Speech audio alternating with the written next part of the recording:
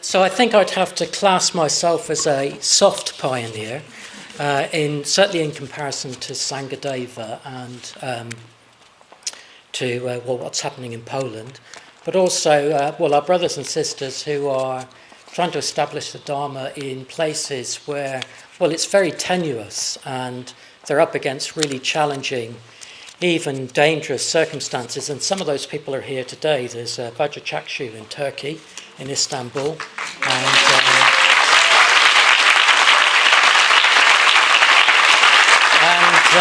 Vajranatha from Venezuela as well.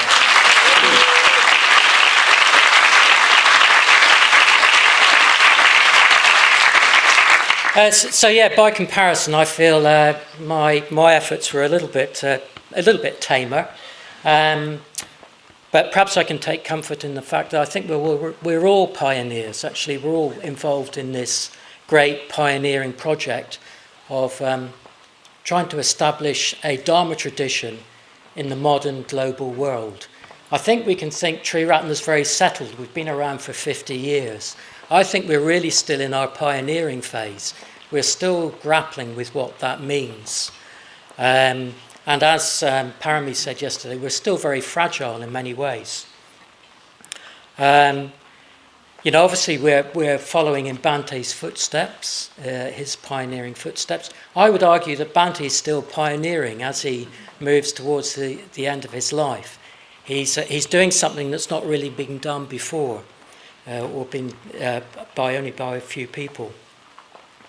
And as Arya Jaya said, we can take inspiration from Padmasambhava as the archetypal pioneer. So when myself and Dharmagosha and Narapriya and Sivadasi moved to Newcastle in 1993, we adopted Padmasambhava as our patron saint. And as I remember it, we thought of it in those terms because we were conscious of the saints of the early Christian tradition who were still very present in the mythology of northeast England, Cuthbert and Aidan and Oswald. So we definitely had this sense of Padmasambhava as our patron saint. And in English terms, we were moving to the hard north, not the soft north of Sheffield and Manchester and Leeds, but the real north. And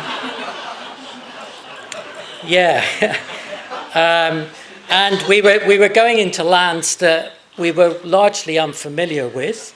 I just visited for an afternoon and I couldn't see anything because there was a sea fret. That was my only experience of it. And we were moving into a region which is quite sort of rugged. And I hope I'm not going to offend any Geordies here, but to a people who've got a reputation for a certain robustness and wildness, very warm, tough, really work hard but really play hard as well, and with a very strong identity, almost tribal actually, almost sort of tribal, and their own indigenous religion, which is football, and they worship at the Cathedral of St James's Park, which actually dominates the city. Moving north seemed a very obvious step. It was very in keeping with the spirit of the times. Around that phase, I think we saw the birth of the Nottingham Centre and the Cardiff Centre, and a team went to Rome. And there was a lot of talk in the ordination course and ordination training of the time, at the time of going out into the world and starting new centres. I think we might have finished the ordination course with a map of places that you could go to. I don't think that quite happens now. And also, there's a very strong emphasis on doing that as friends. I think all those places that I mentioned focused around a team of friends. So we went to the northeast, Newcastle in the northeast. We were youthful biologically. Three of us would qualify now as young Buddhists, and youthful in order terms. I think three of us had been ordained together. We were 3 years old in order terms, and Subhadasi had just been ordained for a year. Actually, the sort of seed of the project was our ordination course for Dharmaghosa, myself, and Narapriya. We had a certain zeal. All of us were pretty energetic, and most of us were outward going. Those of you who know us can figure out who was not quite so outward going. Probably some of you will remember us as being rather full of ourselves, almost to the point of arrogance. We were definitely naive. We were convinced that our training was so effective and our friendships were so secure that we wouldn't fall prey to the disharmony that beset so many previous pioneering situations.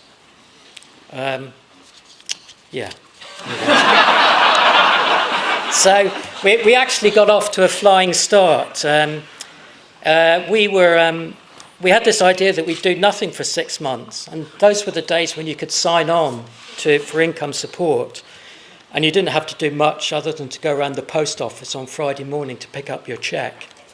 And so there's quite a lot of sort of taking naps in the afternoon, getting out DVDs from the library, because of course there wasn't the internet then, and just walking on the beach. But actually what happened was people started contacting us, and within a couple of months we had enough people to run a course. We didn't need to advertise it. And actually there's 3 people in the order from that first course.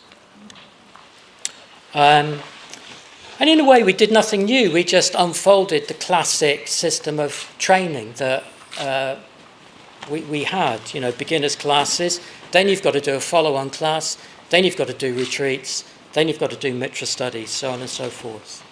And I think we were able to model Sangha through our friendship, even actually when we started to fall out. The 4 of us just went to everything.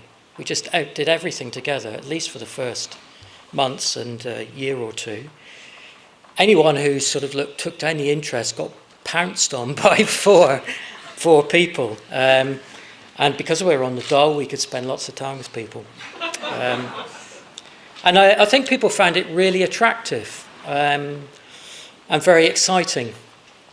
It didn't work for everybody. I think, we applied our system of practice in a rather hard manner. And in some ways, I do look back with a certain degree of disquiet and embarrassment about some of the things that we did. And it did mean that some people didn't feel so welcomed. In 6 months, we had some men who joined us in the community. Within a couple of years, we had our own rented centre and a Christmas shop. And after five years, our first order members, homegrown order members, started to get ordained. And I think at our sort of zenith, as it were, after about probably 7 or 8 years, we had 2 communities with 11 men in them, about 10 order members, as far as I remember. And we even had a spell when there was 2 shops. We had 2 shops. So we burnt brightly for a few years.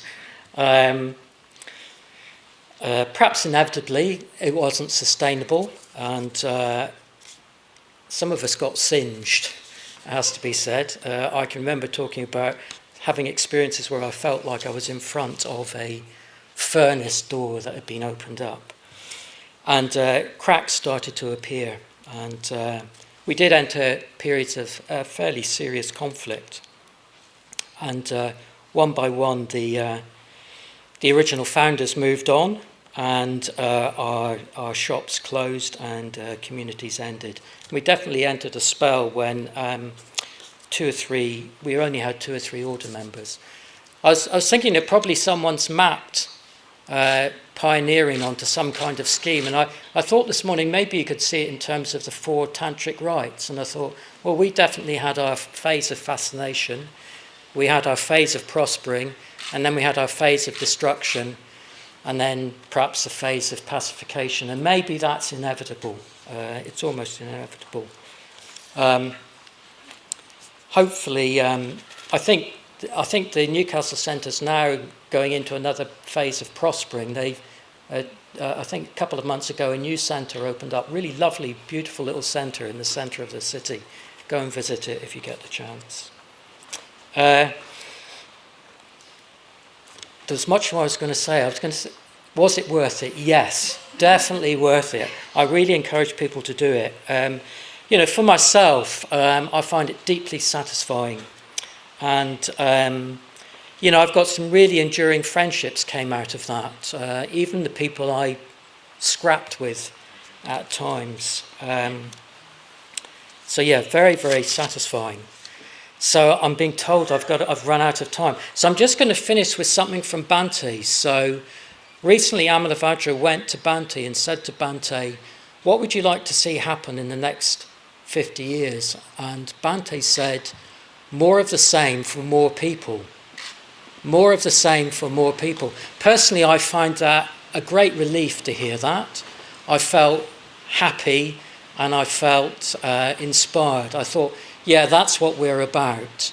What we've got works. Our system, our emphases, our institutions works. We can have confidence in them. All we need to do is take them out there to more people. And I feel really inspired. That's why I do what I do. And that's why I hope there can be more pioneering work. And that's why I hope that over the next 50 years, we will see ourselves fulfilling Bhante's wish of more of the same for more people. Thank you.